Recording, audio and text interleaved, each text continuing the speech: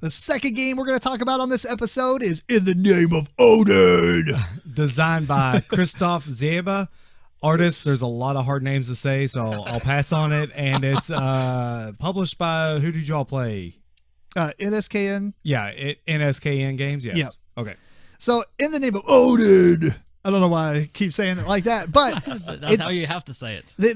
All right, look, I'm not going to go over all the rules, but I will just give you one sentence. It is the Viking Ticket to Ride game.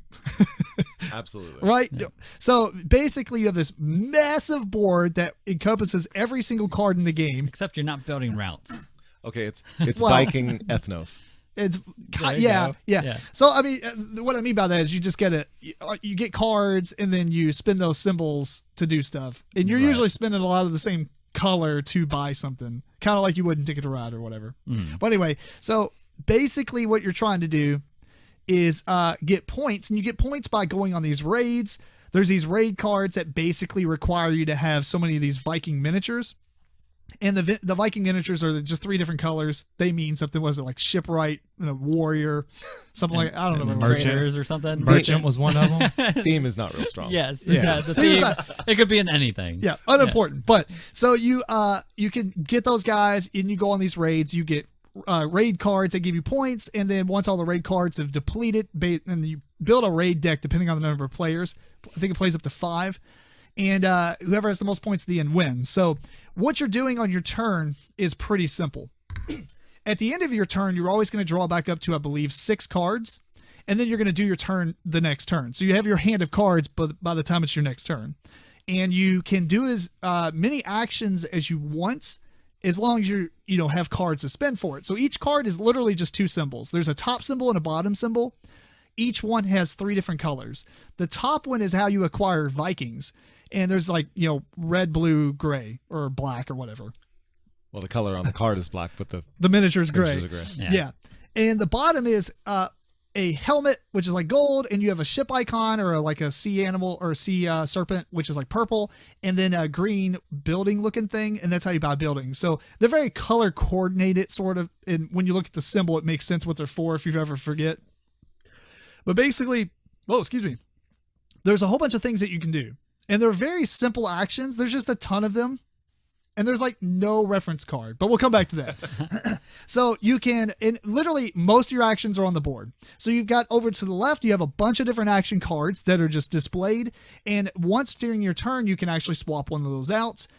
Or you can spend a card to wipe it clear, get new ones, and then trade. So you would lose a card in that, but you're always able to do at least one trade.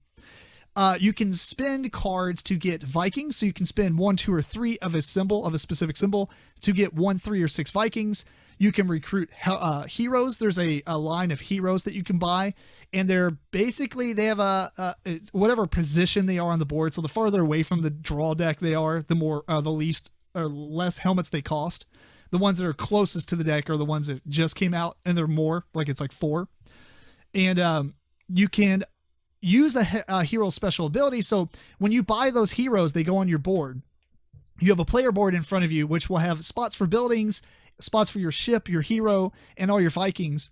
And you can spend the Viking hero to either do its ability, but you also need a hero to go on a raid along with a long ship. So if you spend it for the ability, it goes away, then you have to buy another one, but you're going to be constantly doing that. Then there's the construction stuff. You can buy construction tokens, which cost more based on the number of buildings that you have, but you need them to be able to purchase a building that's on display on the board. Those will kind of give you passive abilities and some symbols that you can use passively on every turn. Like it might give you one helmet that you can always use.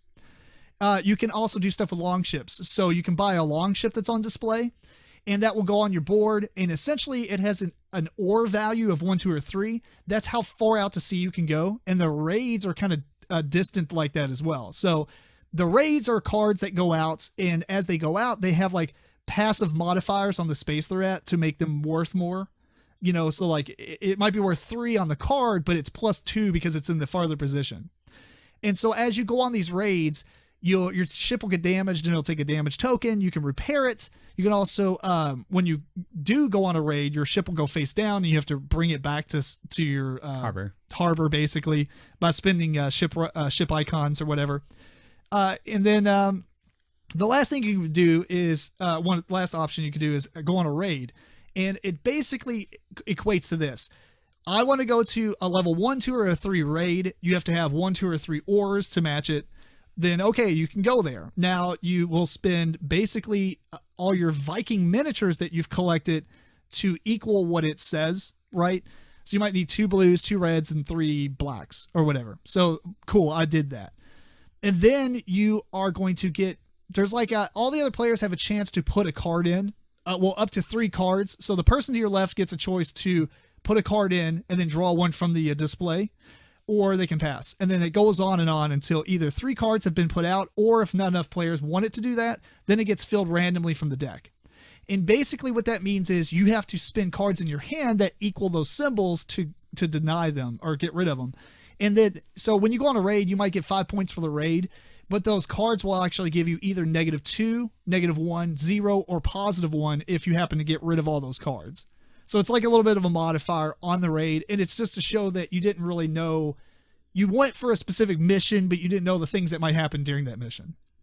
And then you play over and over and over and over. You keep taking turns, et cetera, until all the raid cards are gone, and then bam, gavel comes down on the table and immediately ends the game. Yes. Right. And then whoever has the most points is the winner. So, Ned, did you check this one out? Yeah. What'd you think of this? I mean, it didn't look too exciting, I guess. It looked okay. I mean, I guess what you're building kind of a tableau, like your city thing. To an extent. I mean, not you try kind to, of, but you don't have enough time. Yeah. my concern was, are the cards different enough to feel like you're doing something different than everybody else? Like the buildings? Yeah, your buildings. Well, kind of. And that's only because you only get like one. Yes, one, maybe 2. Maybe two. Maybe Oh. 2. I don't know why they have 4 buildings. They have 7 slots available on Yeah, their sheet. right. Yeah. You don't have time to get there, though? Is Not it anywhere 5? close. I think it's 5. Is But it I mean, 5? either way, it's a lot. And Yeah. then And you're each, not getting them. there's like 5 styles of buildings, and each spot has maybe 1 or 2, or like 2 different ones in the deck. So there's a decent amount of different buildings and what they do. I don't know if they're And the like buildings that different, but Are they're nice. They do give you a decent enough yeah. ability that you want the buildings. You're definitely not building a civilization. Let's put it that way. Okay, yeah. So you don't feel like you have your own little town in front No. of you. No. Oh, okay. That's the way No. I took it. So That would actually be nice, but Much nicer. right. Yeah. Now, I mean, House rule. Yeah. More of that. maybe if you played this a whole lot, maybe that's a better strategy. Right. But I it would felt say way too cumbersome to try to go after them. right. You would be spending too much time in order to go for one additional building. It does give you some VP. And a passive. However, you're Yes, really a getting few. it. Yeah, you're really getting it because throughout the game you want to use that ability, but doing so later in the game when everybody else is raiding, you're that time has ticked already, and That's right. you have to start raiding because that's kind of where you're going to get the bulk of your XP or your VP. Yeah. It becomes Gotcha. a race for Yeah. raid points. Yeah. the other thing I noticed was, do you really need the miniatures? No, cubes, No. cubes No, will be okay. fine. And the, Not. yeah, the miniatures were okay. They Yeah. were bendy. Yeah, Oh, they're the bendy. soft plastic. I mean, Yeah. it's easily fixable, but it's annoying to have to fix them. I don't know if they added enough to the game where just No. cubes would have done. For Yeah, this I actually game. saw where someone replaced it with like shields, coins, and skulls or something. It actually looked kind of Yeah. neat. You know, Like, so you take something like Blood Rage, and yeah, the miniatures aren't necessary, but the miniatures are so Miniatures cool. add to it. Oh, a lot. well, It yeah. adds a lot to it. that's a big difference. Yeah. But in this game, it's like there's 3 different colors. Cool. Yeah. Right. Although I will say, as an added benefit and a missed opportunity to add it in the rule book, you can actually use the little spot where you stand all the miniatures with to play King's Tablet. Or also called Neftafel. That Not topple. basically it's an asymmetrical abstract game where one player plays guys that start off in the middle, and you got a king in the very center, and you're trying to get to the edge, where the other player starts off with a bunch of defenders and trying to block your path. Essentially, it's a Viking game of chess, Yeah, in a sense. exactly. Okay. You could also use it to play an Irish version of that, which is on a one smaller square board. Yeah. And it's called Branduv, which is Black Raven. So much culture. Bam. We're learning stuff. We will learn you something.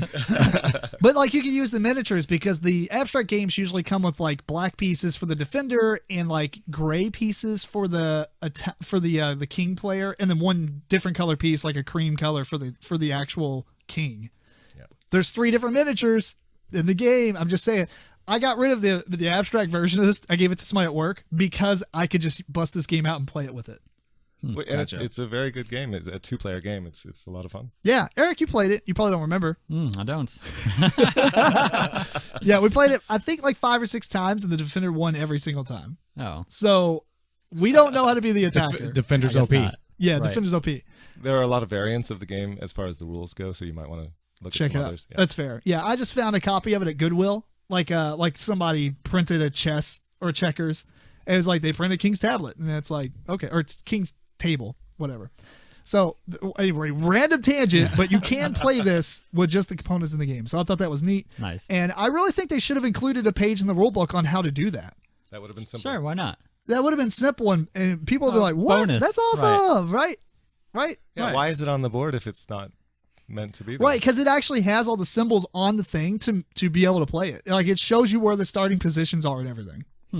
Just use them like Weird. Viking symbols or whatever. Yeah. Anyway, back to the game. I didn't mind this game at all. But at the same time, I clearly think that certain things I'm like, that would have been cooler if I could get more buildings. Yes. It would have been cooler if I could have kept my hero longer than, one raid. Oh my gosh. Yeah. So I was like, all right, you want to raid? Go get a boat. All right, get a hero.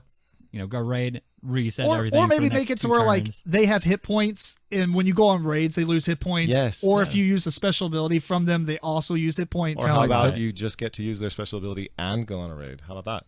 You Yeah. could, but I mean, like, even if you want to, say for instance, as a card, and it's like his special ability is you get to make another change of a card or whatever, right? Do another exchange. Well, if you have 3 hit points, I can do that 3 times, or I can go on a raid and do it twice, or I can do 2 raid. You know what I mean? Right. Like you can Right. use them as almost like action points. Absolutely. That Yeah. would have been cool. So I much agree. better. Right. Yeah. House rule. House Yeah. rule.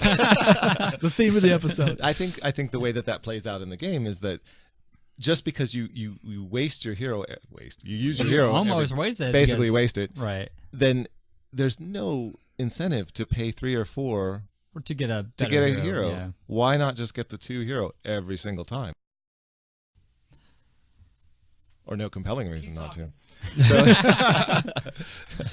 and in essence, the game is a card game.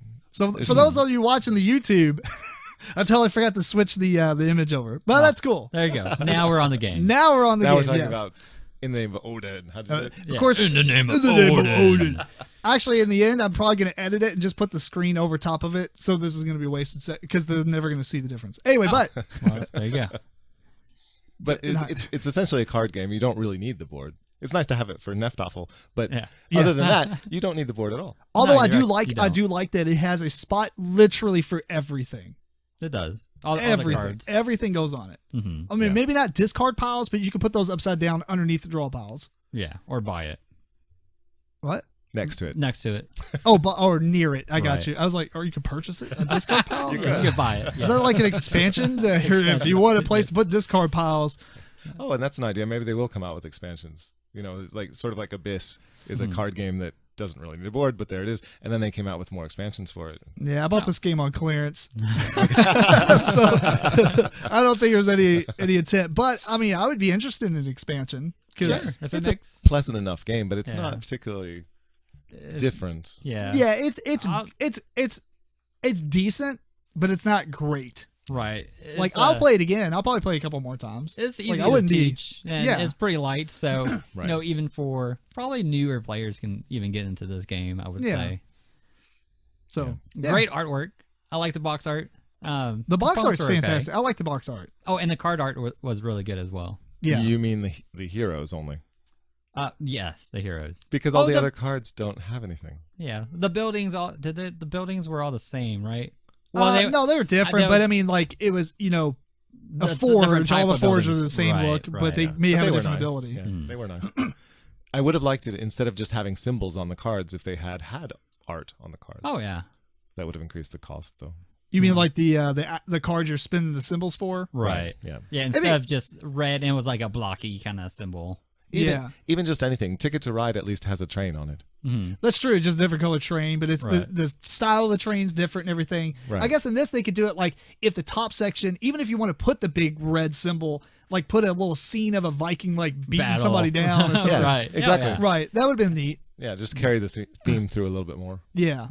Yeah, but yeah, the theme is it's an abstract game with a theme on it. Yeah. Oh, So definitely. not that that's a bad thing, but No.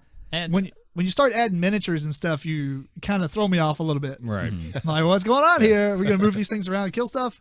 No, you're just gonna put them on your board. yeah, I'm gonna spend them for going on a raid. Yeah. Yeah. So not too thematic, and also for a Viking game, I thought there would be a little bit more player interaction, but besides playing a card when someone else goes on a raid, which that wasn't very much. Right. Yeah. Yeah, so- Ticket to Ride has more interaction than this game. Absolutely. Yeah, definitely. Yeah. And as a matter of fact, you don't even really care about trying to screw the person over. You're like, oh, I don't want this card. Sweet, I get Yeah. a new one. Basically, You're that's more what worried it about is. doing that. You're only trading your card. Yeah. Because it is random. You don't know what they have in their hand.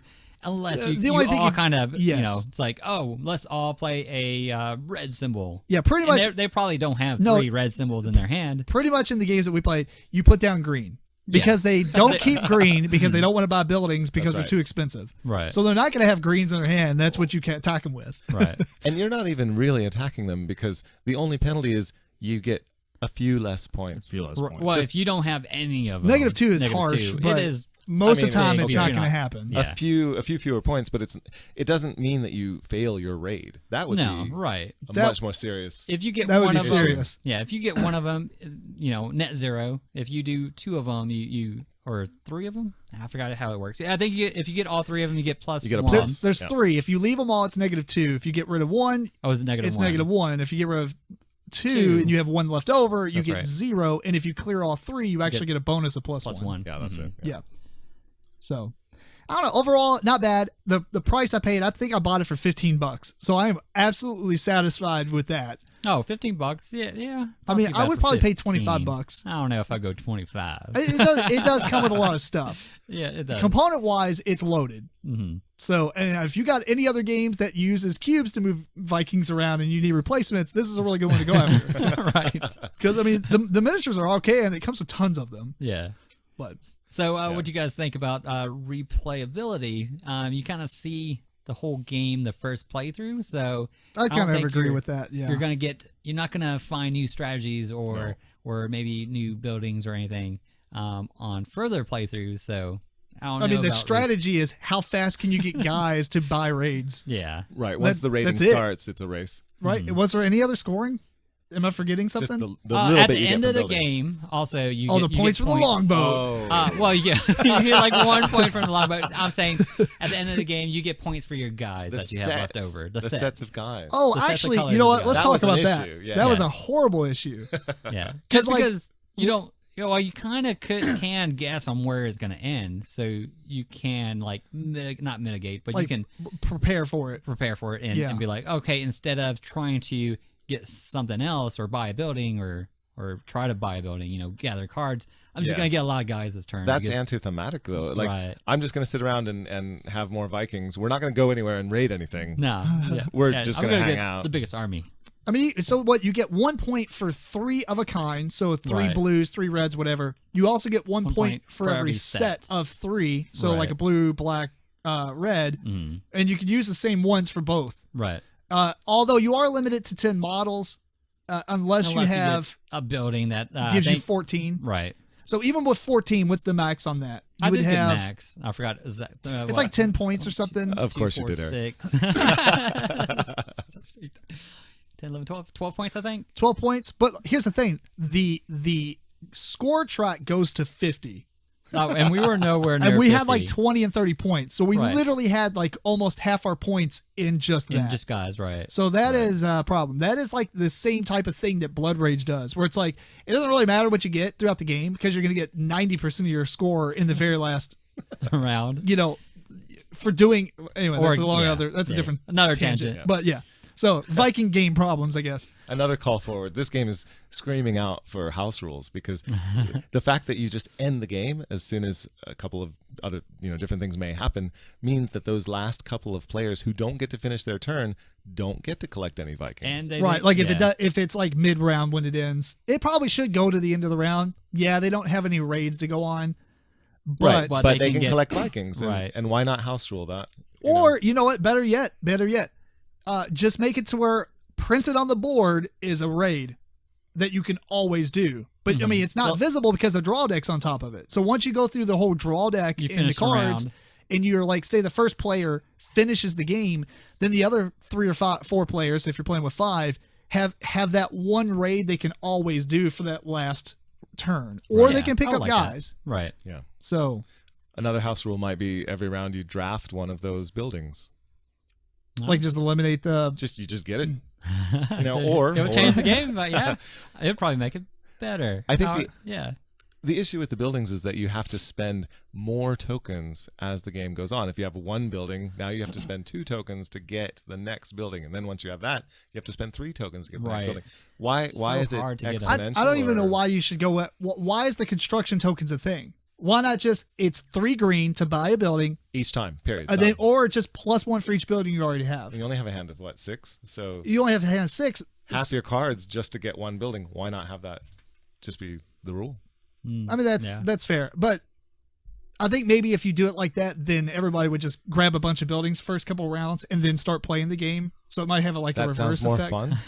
Yeah. But- well, is even if you get those cards anyway, and sometimes those cards are going to be in shorter supply, so you can use your cards, or you can kind of keep them to save up to maybe next round I get another green card so I can buy a building this round. Yeah. If you had it where you were able to get more buildings, then you would have differentiation between games. Players and games. The right. replayability would be higher. Yes. Yeah. I don't know if I wouldn't want to switch it to where like everybody had a full tableau of buildings every game. Like having like 3 or maybe 4. Say that they don't give you VP as well. So if you changes it and they didn't give you VP, but you can get more buildings. This is like not house rules. This is redesigning the game. We're gonna redesign the game. Okay, We're gonna make it wait. so much better. So everybody gets a full thing of buildings, but then for the interactivity, you can attack each other Yeah. and burn down their buildings. Exactly. We'll just add a bunch of Imperial Settlers rules. So, anyway, final thoughts on this. No. Let's just- Let me finish it real quick. All right, go ahead. So, yeah. So if you get the buildings, then you have that option of, hey, I can spend more of my time getting buildings that help me progress through the game, but is not going to get me VP while I'm building these buildings. Or I can not build these buildings, go raiding more often, and kind of have a leg up, at least an early leg up on these other people that are still building buildings. Yeah. So, Well, either way, I think that you should be able to get more buildings or be less annoyed with trying to go after them. right. I just don't think they're worth it. Like, it's worth getting one, but then right. past that, it's kind of like, If you could struggle a little bit, and Well, take extra time unless to get the everybody's second. already doing that, then And- you and- can slow down to do it. But And you really can't, because there's not enough green cards for everybody to kind of go after the buildings at one time.